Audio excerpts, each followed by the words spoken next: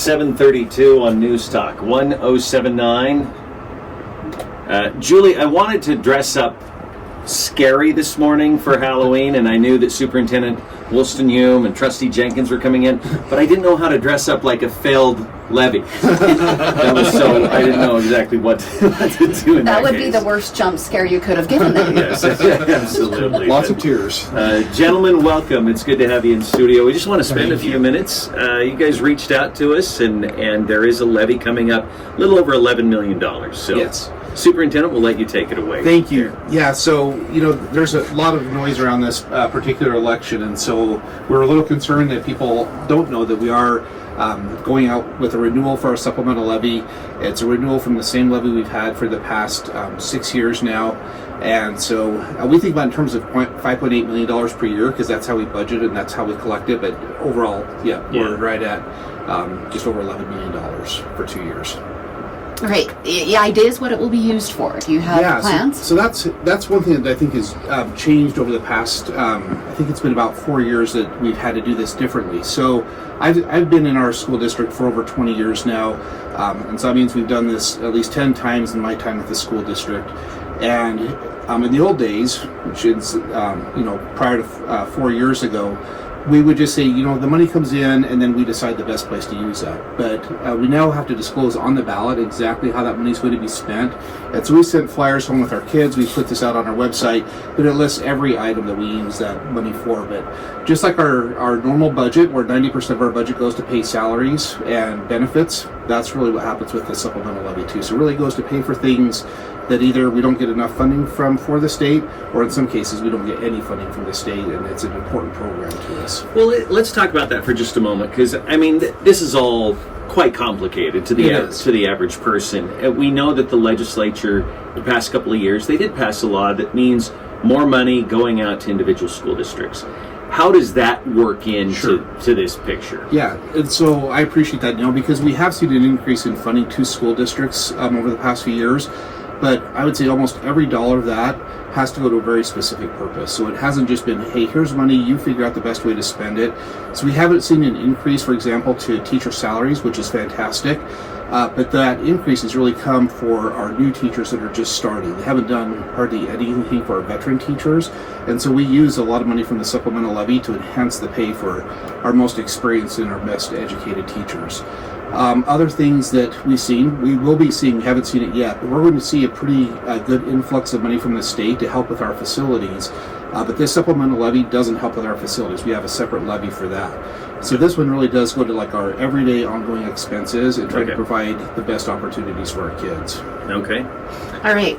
Give us just an overview of what kind of pressure has been lessened with the changes that the legislature tried to, are you feeling like you have more workability with these things? So I wouldn't say workability. So those specific items that they've targeted, we've been able to do more things and better with those things. So for example, literacy is a great one. The state has put in a lot of money to help every kid learn to read. And so with that, we've been able to offer all-day kindergarten, which we couldn't do before. Interestingly, though, as that money has stayed flat, but teacher salaries have increased, now we are going back to the supplemental levy to try to make up that difference. So what we could fully fund from literacy dollars 4 years ago, we now have to say we've got to look to other funds to help support that because our capacity has grown past what those funds are. How does this impact people's taxes? I know typically a renewal means there's not much change moving forward. Yeah, this year I would say that's exactly right. No, it's really not going to be any change moving forward. Interestingly, over time, our taxpayers are paying less every year for the supplemental levy than they paid the year before, and that's simply because we get more growth into the district. There's more people paying in to help support that. So if I were to compare what I pay now, what I'll pay with this renewal compared to what I paid 6 years ago when we first did our increase, it's less. Okay. But year to year, it's going to feel just about the same. Just about. Yeah. So just these sort of modest fluctuations that happen. Yep. I know in the past several years, one of the biggest challenges for District 93 was the massive amount of growth that was happening. Has that leveled off just a little bit? Yeah, it's leveled off quite a bit, actually. So really, up until the whole COVID years, we were experiencing a lot of growth. And interestingly, at the first part of this century, so from 2000 to 2010, it was all in our elementary schools. And then as those kids aged up, then we saw it in our middle schools and high schools. So that's why we needed to build a third high school, why we needed to build a third middle school. But we're just now starting to build our first elementary school in the past 10 years. And so it really has leveled off. We actually thought we were going to see a decrease in our enrollment this year because we authorized a new charter school to come into our district. And we did see about 125 kids that transferred from our district over to that one. But fortunately, those kids were replaced by new growth coming in. So we stayed flat this year when we actually thought we were going to lose enrollment. So it looks like going forward, we're going to start seeing modest growth, but not like we saw for the past 20 years. Yeah. That growth that you have experienced has had you kind of play in Tetris a little bit, getting certain kids to elementary schools that aren't in their neighborhood and things. How's that all going? Yeah, so it's going really well. As we do open up this new elementary school, we are going to look at kind of, you know what, we probably won't be building another elementary school for 10 years. So we'll be taking a look at those school boundaries, and chances are a lot of people are going to be affected by that boundary change. Even though the school is just being built in one area, we'll really have to take a holistic look at the district and say, okay, how do we balance enrollment at all of our schools? How's high school capacity? We know, with Thunder Ridge coming on board, that eased things up a lot. Do you feel like you're in a pretty good situation with high schools for 10, 15 years? I think that's a little optimistic on 10 to 15 years. So Thunder Ridge. He is the optimist, and I'm the cynic. Thunder Ridge, when it first opened up, we filled that really quickly. So we started at about 1,400 kids there. We had capacity for about 1,750, and in 2 to 3 years, we hit that 1,750, which is a bit of a surprise to us. Hillcrest and Bonneville stayed about where we thought, so there's room for probably about 100 kids worth of growth in those schools. But what's changed is the way that we went past that limits before we built Thunder Ridge is we had a lot of trailers sitting at those high schools. Those have all been moved down there at the elementary schools. Yep. And those only have so many moves in them, and we really don't want to move them back if we can help it. So we are looking at some ideas around that. We're looking at some ideas about, we're not really interested in building a fourth high school, but potentially building a new Bonneville high school, and then we can use the existing, that high school to move the middle school to there and look at some expansions at Hillcrest. So I think it's going to be probably 20 years before we build a fourth high school, but that doesn't mean we might not be looking at some other ideas between now and then. Yeah. Mm-hmm. Both Neal and I are big fans of the Tech High School and also the online program at School District 93. We feel like you guys have really kind of paved the way for that. How's that going? Really, really well. Both of them are going great. One interesting thing that's happening right now is we're building a new bus garage, and we did that without having to ask our patrons for more in tax money. So we had savings that were left over from when we built Black Teddy Middle School. 2 years ago, our voters said, yes, you can use that to build a new transportation center as well as building a new cafeteria at Emmon Elementary School.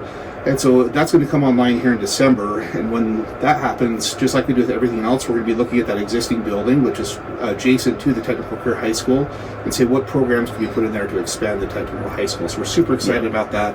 Our online school has been awesome, and it's kind of interesting. Through COVID, there were a lot of other districts that tried to open up an online school, and then most of them have closed down. We started ours more than a decade ago, and it's just continued to grow. And one of the cool things about ours is it serves both students that enroll there full time, but the vast majority of our high school students at our other 3 high schools take 1 or 2 or 3 classes there as well to give them a lot of flexibility in their schedules. Yeah. All right. We'll get a board perspective here. Paul Jenkins, trustee, is with us this morning. What would you like to tell our listeners about all of this, Paul? We have a wonderful school district. What this levy will help us do, it's important that we have a safe, clean, caring environment so the children feel safe when they come to school. When we open the doors, every child is welcome to come to our schools.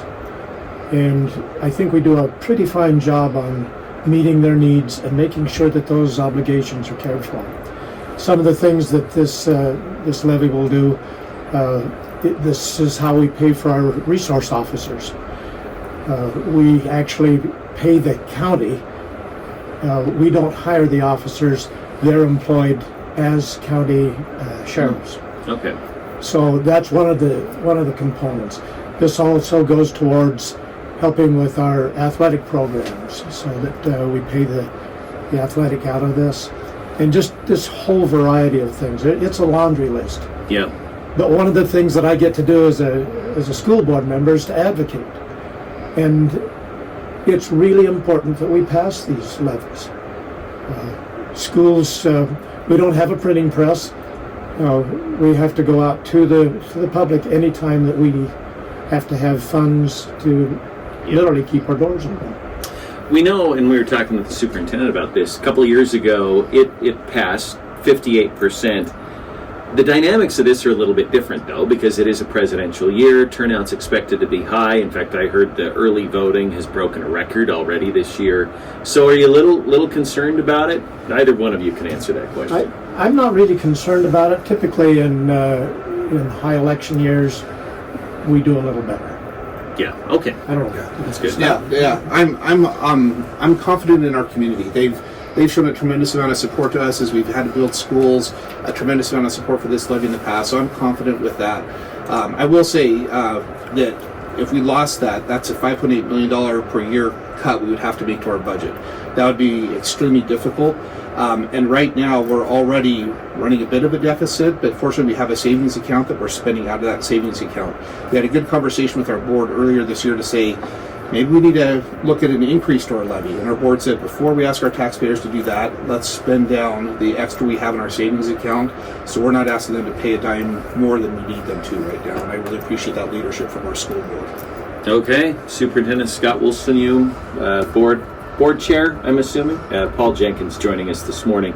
Thank you both, gentlemen. Thank you, Neal. Thank you, Julie. Really appreciate the chance to be here and to visit with you again. Absolutely. Julie, Neal, thank you. You bet. 7:43 now on News Talk 107.9.